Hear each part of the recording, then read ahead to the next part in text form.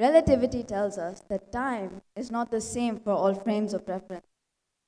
A frame of reference is an abstract coordinate system.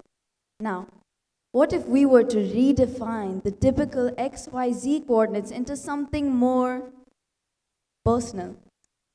Trisha, 17, Indian. That's my frame of reference. Every single person seated here today has a unique frame of reference. Your own set of coordinates that were shaped by your own life-altering moments. Your favorite people, animals, hobbies, interests, perspectives. Throughout our lives, we continue to add more dimensions to our coordinates.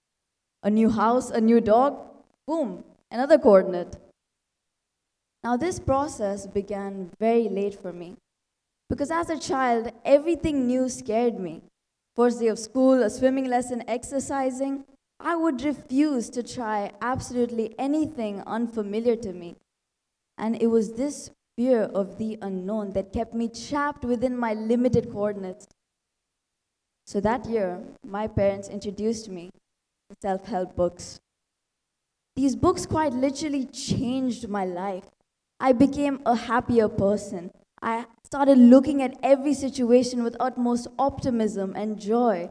I started manifesting my thoughts into real things just as the books told me to. It took me 2 years to realize that I was under a spell, and so were they. These books, they tell you to ignore everything that you as an individual perceive to be bad. That could mean something that makes you sad, something that makes you angry, or just something that doesn't make you happy. They tell you to focus on the good, the great, the perfect. But is that the true reflection of who we are? And so what if it isn't? So then comes in my dad with the next solution. He brings me a tiny little yellow notebook and asks me to write down all of my fears. So I take my favorite green mechanical pencil and war is unleashed. Pages are filled within seconds. And as I was writing each fear down, I could hear my dad coming from the side and ask, "So what? I'm scared I'll fail my Arabic test. So what? I'm scared because I haven't practiced for my piano lesson. So what? I'm scared I'm not perfect. So what?" And so that question enveloped me. All I could see around me was a bunch of so whats in a magnitude so significant that my fears seemed insignificant. And it was at that moment that my life really began. I decided that I wanted to be the true version of myself and not this ideal, by the book, perfect version. But I didn't know where to start. Until one day, I was eating lunch with my grandparents and they were telling me a story. So immediately after they got married, my grandfather moved to Kuwait to start a business while my grandmother stayed back in India to work. Now they spent one entire year without each other and with zero means of communication. Then soon as the war began, they were forced to leave Kuwait and the entire life that they built behind. So they faced the unknown repeatedly. And of course they were scared. But so what? So what if you have to start all over again? So what if things don't work out as planned? So what? And so the girl that was scared of everything new, she started to fight every battle with a so what? And soon she became the girl who's standing in front of you today, who faced every challenge with a so what? She became the girl who found it a challenge to say no to new things. In fact, I soon became fascinated by how everything works. The first time I watched Tinkerbell, I wondered if humans could ever concoct magical particles that made us fly or moonwalk on rainbows. When I'm in my room studying Newton's laws, my mind trails off and wonders about the floor I stand on. I erratically bring in concepts like optical isomers, cis-trans configurations, bosons, transfer particles, just because I can. So curiosity overpowered my fear of the unknown. And voila, another coordinate.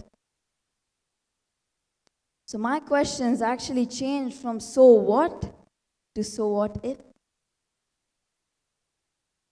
So after adding many, many more dimensions, this is me now. I feel the most alive when there's a big fat question mark hovering above my head, just like a Sims character. When I'm running and my hair is flying in a frenzy, you know what I'm thinking of? I'm not just thinking about how, yes, by Newton's third law, my leg pushes the grass pushes me forward. No, I'm not just thinking about that. I'm also thinking about why there's an Ed Sheeran song stuck in my head. When I'm in my room, when I'm smelling sunflowers, when I'm with my friends and family, when I'm drawing sharks on every possible surface, when I play the piano, that question mark turns into a big smiley face. Because in all of these moments, I feel like the true me, the authentic Trisha Mehta. And so, as long as I keep embracing unknowns, keep asking questions, keep wondering, my world will never stop growing. With every question I chase, with every unknown that I embrace, my universe expands. My coordinates, they shift, they grow, they redefined. Because curiosity isn't just my compass. It's the force that keeps adding dimensions to my world. And so, if that same girl who chased self-help books now stands here today, having faced every challenge and never said no, then what stops you from fighting your own battles with a so what? Or a question of your own, of course.